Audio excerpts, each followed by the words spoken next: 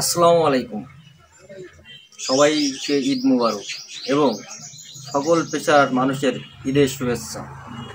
যে যেখানে আছেন সবাই ঈদ ভালো কাটান, এই শুভকামনা রইল।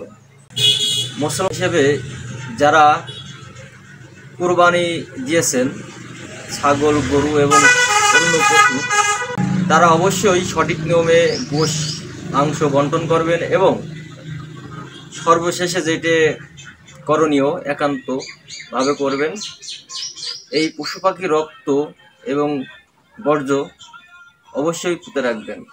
পরিবেশ বজায় রাখবেন, পরিবেশ যেন নষ্ট না হয়, প্রতিবেশী যেন ক্ষতি না হয় সেদিকে অবশ্যই একটু খেয়াল রাখবেন এবং পশু পাখির রক্ত থেকে যেন দুর্গন্ধ বের না হয়ে পরিবেশ নষ্ট না হয়।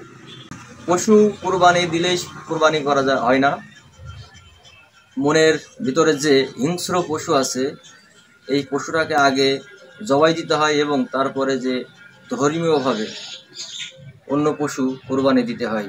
এটা সবার উদ্দেশ্য না, কিছু কিছু ব্যক্তিরা আছে যারা কুরবানি দিয়েছেন, তাদের মধ্যে কিছু শ্রেণীর মানুষ আছে যাদের পশুত্ব মন এখনও আছে। তো সেই পশুত্ব মন রেখে পশু কুরবানি দিলে সেই কুরবানি কখনো আল্লাহ তাআলা গ্রহণ করেন না। সবাই ভালো থাকবেন, সবার জন্য শুভকামনা। ঈদ মোবারক।